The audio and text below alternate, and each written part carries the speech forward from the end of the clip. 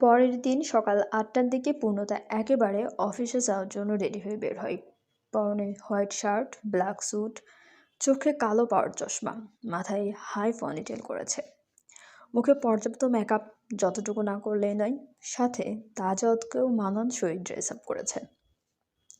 পূর্ণতাকে দেখা মাত্রই আহনাফ সাহেব হাস্য জল গলায় বলে ওঠেন, এই তো আমার আম্মা এসে পড়েছে। সকলে মাত্রই বসেছিল ব্রেকফাস্ট করতে। আহনাফ সাহেবের কথায় সকলেই তার দিকে তাকায়। মিসেস আহমেদ পূর্ণতা দেখা মাত্রই চোখ মুখ শক্ত করে নেন। আঞ্জুমানের মুখভঙ্গি দেখে বোঝা গেল না তার মনের খবর। পূর্ণতা নিজের জন্য বরাদ্দকৃত চেয়ারে বসে পড়ে। গতদিনের মতো আজও আঞ্জুমানের সকলকে খাবার বেড়ে দিচ্ছে। যখনই সে পূর্ণতার প্লেটে খাবার বেড়ে দিতে নেবে, পূর্ণতা তখন হাত উঠিয়ে থামিয়ে দেয়। গম গমে গলায় বলে, ধন্যবাদ, আমি নিজেরটা নিয়ে নিতে পারবো। আঞ্জুমান অপরাধ বোধ করে এমন মুখের ওপর রিজেকশনে।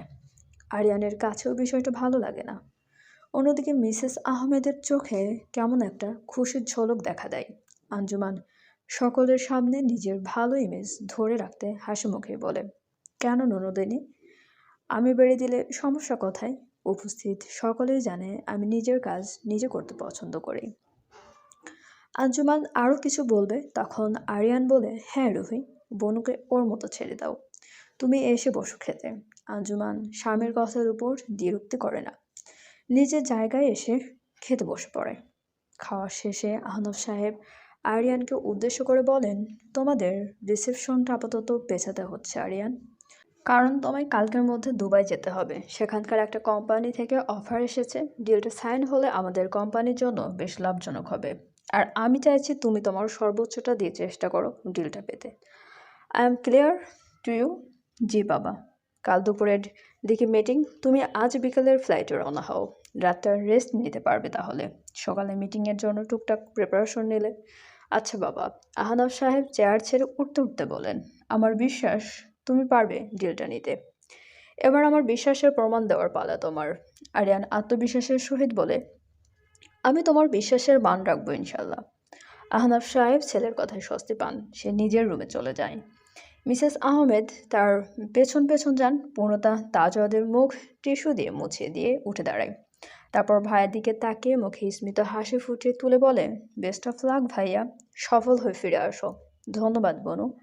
তাজওয়াদ আরিয়ানের কাছে গিয়ে তাকে চাপটে ধরে বলে, আলু মামা, বেস্ট অফ লাক। আলু মামার ভাতিজাকে ধন্যবাদ। পূর্ণতা ছেলেকে নিয়ে বের হয়ে যায় অফিসের উদ্দেশ্যে। দীর্ঘ ৫ বছর পর সেই পুরাতন দম্ভ, কঠোর ব্যক্তিত্ব ও গম্ভীর মুখ নিয়ে ছেলের হাত ধরে অফিসে প্রবেশ করে পূর্ণতা। আজ পূর্ণতা আসবে বলে সকলে ফুল নিয়ে অপেক্ষা করছে তাকে স্বাগতম জানানোর জন্য। বর্তমান ম্যানেজার রওনাক ইশতিয়াক পূর্ণতাকে একটা ফুলের বুকে নিয়ে এগিয়ে দিয়ে নম্র গলায় বলে, welcome back ma'am, myself Raunak Ishtiaq, nice to meet you ma'am. Purnata বুকেটা নিয়ে গমগমে গলায় বলে, nice to meet you too mister Ishtiaq. অফিসের সকলে এক এক করে ফুল দিয়ে স্বাগতম জানায় পূর্ণতাকে। স্বাগতম জানানো শেষে পূর্ণতা অফিস রুমের একদম মাঝখানে দাঁড়িয়ে সকলের উদ্দেশ্যে বলে, সবাই আমার সালাম নেবেন। আশা করি আপনারা সকলে ভালো আছেন। আমাকে অনেকেই চেনেন, আবার অনেকেই চেনেন না। নতুনরা হয়তো আমার কথা পুরাতন এমপ্লয়ীদের মুখে শুনেছেন, তাও আমি নিজের পরিচয় নিজে দিতে পছন্দ করি। I myself, Anabia Ahmed Purnata, daughter of Janab Afzal Ahmed, mother of Tajad Ahmed Ador. এতদিন কিছু কারণবশত আমার ভাই আরিয়ান আহমেদ আমার স্থলাভিষিক্ত ছিলেন, কিন্তু আজ থেকে আমি আপনাদের সাথে কাজ করব। আপনাদের সহকর্মী হিসেবে আমাকে বস ভাবার দরকার নেই, আপনাদের একজনই ভাববেন। কিছু বিষয় আমি আজ নিজে আপনাদের বলে দিতে চাই। আমার কোম্পানির প্রতি আপনারা যত বেশি ডেডিকেটেড থাকবেন, তত বেশি আমাকে আপনাদের একজন হিসেবে নিজেদের কাছে পাবেন। কিন্তু যখনই আপনাদের ডেডিকেশনের বিন্দুমাত্র খুঁত পাবো, তখনই আমার কঠোর দিকের সাথে পরিচিত হবেন।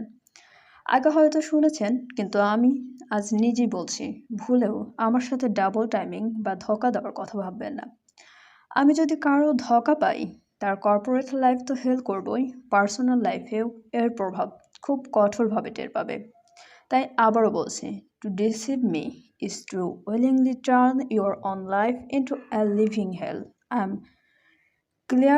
I clear to you guys? Yes, ma'am. সকলকে সমস্বরে বলে ওঠে। পূর্ণতা আগের থেকেও কঠোর গলায় বলে, louder. Am I clear? Yes, ma'am. Good. Now get back to work. সকলকে আদেশ দিয়ে ছেলেকে নিয়ে নিজের কেবিনে ঢুকে পূর্ণতা। এদিকে সে যেতেই সব এমপ্লয়িরা হাফ ছেড়ে বাজে। পূর্ণতা কানাডা যাওয়ার পর যেসব নতুন এমপ্লয়িরা জব নিয়েছে তাদের তো ভয়ে অবস্থা খারাপ। এতদিন তাদের যে বস ছিলেন আরিয়ান, সে একজন মানুষ হিসেবে যেমন চমৎকার ছিল, তেমনি বস হিসেবেও। তাই সকলে বেশ স্বাচ্ছন্দ্যভাবে অফিসে কাজ করত। কিন্তু আজ পূর্ণতার সাথে তাদের পরিচয় হয়ে তাদের অন্তরে ভয় ঢুকে গিয়েছে। তারা ঠিকই বুঝতে পেরে গিয়েছে পূর্ণতা মুখে যতই বলুক সে তাদের একজনই ভাবতে, কিন্তু আসলে বস তো বসই হয়। এখন থেকে তাদের ডেডিকেশনের উপর তাদের পরিবারের রুজির নির্ভর করবে। কেবিনে এসে পূর্ণতা তার ডেস্কের সামনে এসে মনে মনে ইমোশনাল হয়ে পড়ে। তার 5 বছর পূর্বে এই চেয়ারে তার বাবা বসত। পূর্ণতা কোম্পানির অলিখিত বস হলেও সে কখনোই এই চেয়ারে বসেনি। আফজাল সাহেব কত জোর করেছে মেয়েকে নিজের চেয়ারে বসানোর জন্য, কিন্তু পূর্ণতা বসেনি। আরিয়ান এতদিন দায়িত্বে ছিল, সেও কখনো বসেনি এই চেয়ারে। সে অন্য কেবিনে কাজ করত। পূর্ণতা চেয়ারটার কাছে এসে হাত দিয়ে ছুঁয়ে দিতে থাকে। মনে মনে বাবার উদ্দেশ্যে বলে, আগেরবার আমাকে গাইড করার জন্য তুমি ছিলে বাবা, কিন্তু এবার নেই। কেন চলে গেলে এত তাড়াতাড়ি? এবার আমাকে কে গাইড করবে তোমার মতো করে বাবা? মাম্মা তাদের ঘুমো পাচ্ছে। মায়ের কোটের কর্নার ধরে টেনে ধরে বলে আওয়াজ। পূর্ণতার ছেলের গলায় আওয়াজে ধ্যান ভঙ্গ হয়। সে ছেলেকে কোলে নিয়ে চেয়ারটাতে বসে পড়ে। তারপর তাজওয়াদের বুকের সাথে জড়িয়ে ধরে মাথায় হাত বুলিয়ে দিতে দিতে বলে, ঘুমাও, মাম্মা তোমার কাছে আছে সোনা। তাজওয়াদের এত সকালে ঘুম থেকে ওঠার অভ্যাস নেই। সময়ের ব্যবধানে তাজওয়াদ ঘুমিয়ে পড়লেও পূর্ণতা তাকে কোলে নিয়েই বসে থাকে। কিছুক্ষণ বাদে পূর্ণতার কেবিনে নক হয়। পূর্ণতা মৃদু গলায় পারমিশন দিতেই ম্যানেজার কেবিনে প্রবেশ করে। ম্যানেজার কেবিনে এসে কতগুলো ফাইল পূর্ণতার ডেস্কের উপর রেখে কিছু বলতে নেবে, তখনই পূর্ণতা তাকে থামিয়ে দেয় ইশারা করে। তারপর ছেলেকে কোলে নিয়েই তার কেবিনের সাথে থাকা অ্যাটার্স রুমে গিয়ে শুয়ে দেয়। রুমটার বিশ্রাম নেওয়ার জন্য একটা ছোট বেড, দুজনের বসার মতো সোফা, মিনি ফ্রিজ এবং একটা টিভিও রয়েছে। পূর্ণতা তাজওয়াদকে ভালো করে শুয়ে দিয়ে পুনরায় নিজের জায়গায় এসে বসে। তারপর গভীর মনোযোগ দিয়ে ফাইলগুলো দেখতে থাকে। ফাইলগুলোতে গত 5 বছরের তাদের সব আয় ব্যয়ের হিসাব রয়েছে। আরিয়ানের বদৌলতে কোম্পানির আয় ততটা না বাড়লেও ব্যয়ও খুব একটা হয়নি। সবকিছু ঠিক থেকেও হঠাৎই একটা জায়গায় পূর্ণতার চোখ আটকে যায়। গত 5 বছরে আরিয়ান কোনো যৌক্তিক কারণ ছাড়াই আহমেদ গ্রুপ থেকে 65 লক্ষ টাকা নিয়েছে।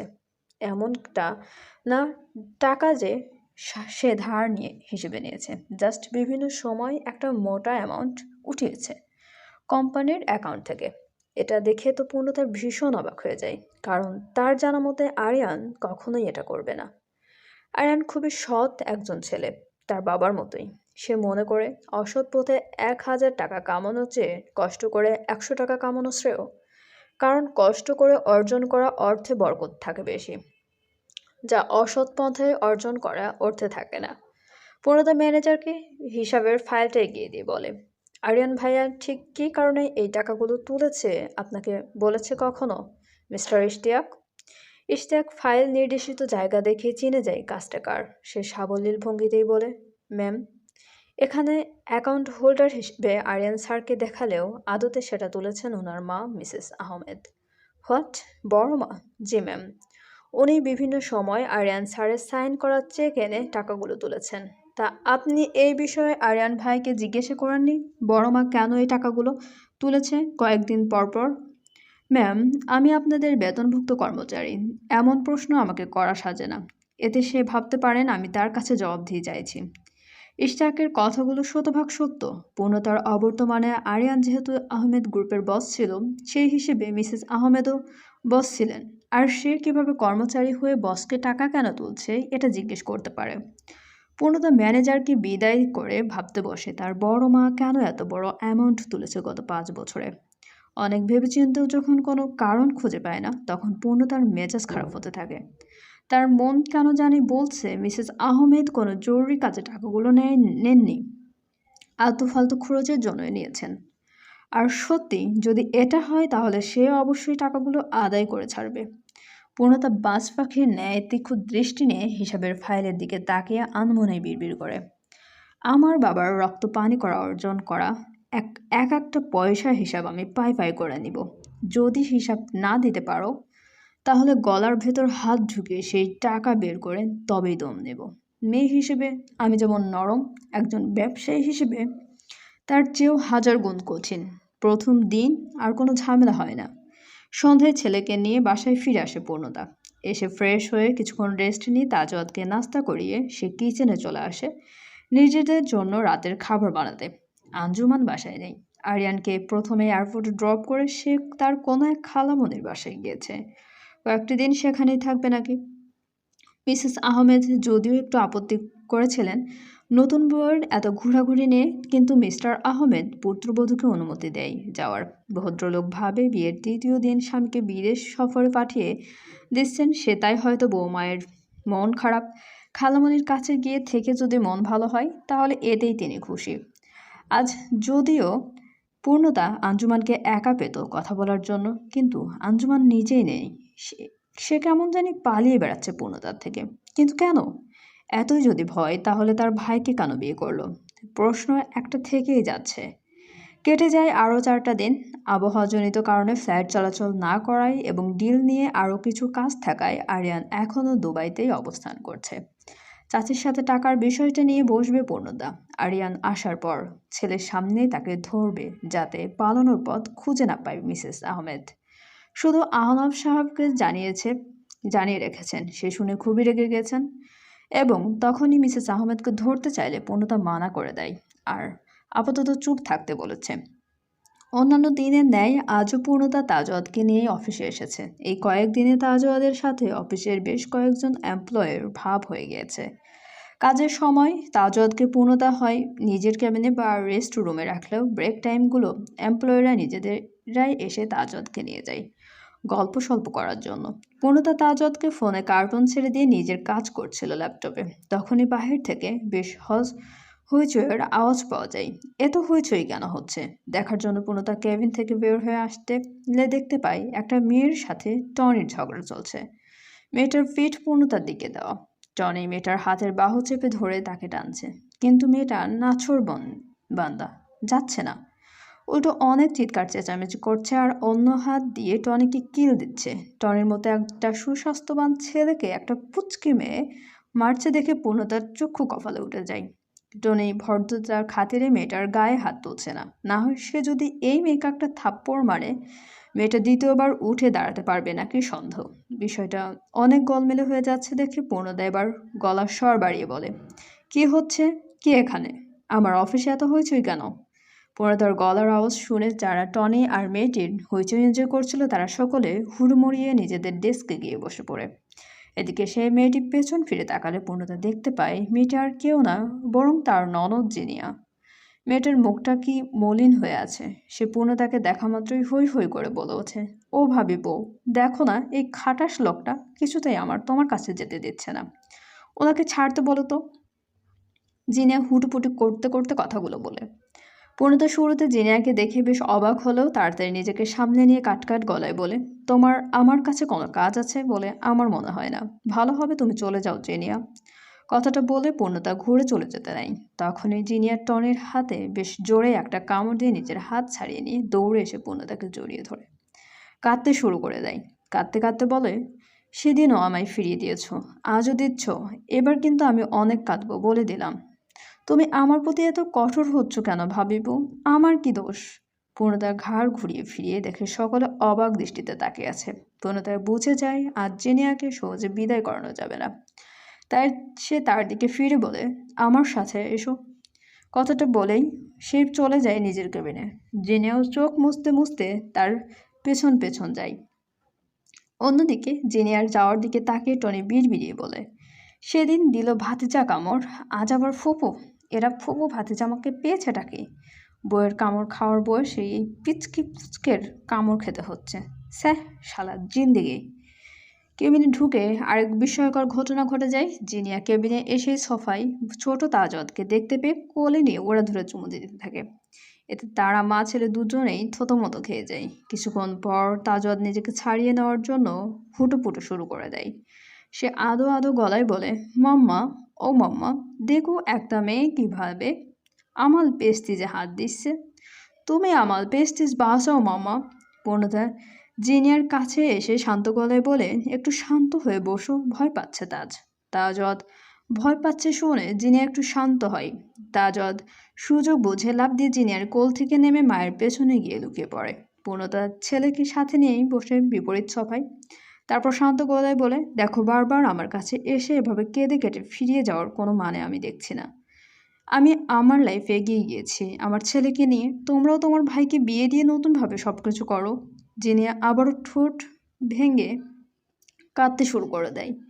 বাম হাত দিয়ে চোখ মুছতে মুছতে বলে, কিভাবে সব শুরু করব তোমাকে ছাড়া? তোমার মতো কেউ এত যত্ন নিতে পারবে নাকি আমাদের? প্লিজ ভাবিপু, ফিরে চলো না। আম্মু ভাইয়া ভীষণ লজ্জিত নিজের কৃতকর্মের জন্য। ভাইয়া আম্মুর কর্মকাণ্ডের কথা শুনে আজ 5 বছর পর্যন্ত ভালো করে একদিনও কথা বলিনি। বাবা ও মায়ের সাথে কথা বলে না। আমি অভিমান করে হোস্টেলে থাকি এসএসসির পর থেকে। তুমি চলে যাওয়ার সাথে সাথে আমাদের পরিবারের সব সুখ শান্তিও চলে গিয়েছে ভাবিপু। হঠাৎ পূর্ণতার মাথায় একটা প্রশ্ন আসে। সে ফট করে জেনারকে জিজ্ঞেস করে, আচ্ছা, একটা কথা বলো তো, মিসেস শেখ আর আঞ্জুমানের কীর্তিকলাপের কথা তোমরা বা তোমার ভাই কিভাবে জানলো? মানে তাদের মুখোশ উন্মোচন হলো কি করে? জিনিয়া নাক টানতে টানতে বলে, আমি করেছি তাদের মুখোশ উন্মোচন। পূর্ণতা ফাটা চোখ নিয়ে জিনিয়ার দিকে তাকিয়ে থাকে। এই পুচকে আলাভোলা মেয়েটা কিভাবে সেই 2 ডাইনির কীর্তি ফাঁস করলো? চলবে। গল্পটি আপনাদের কেমন লাগছে অবশ্যই কমেন্ট করে জানাতে ভুলবেন না এবং চ্যানেলটি সাবস্ক্রাইব করে আমাদের সঙ্গে থাকুন। অনেক অনেক ধন্যবাদ।